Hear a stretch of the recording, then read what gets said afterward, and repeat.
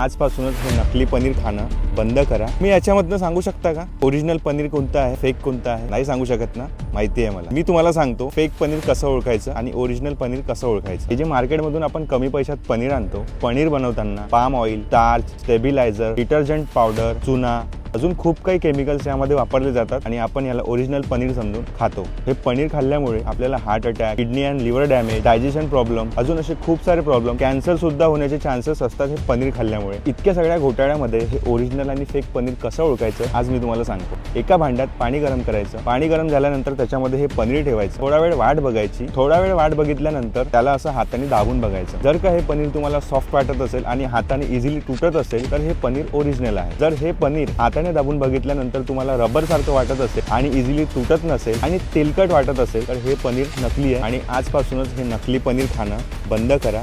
आणि हा व्हिडिओ जर तुम्हाला नक्की आवडला असेल तर आपल्या माणसाला शेअर करा।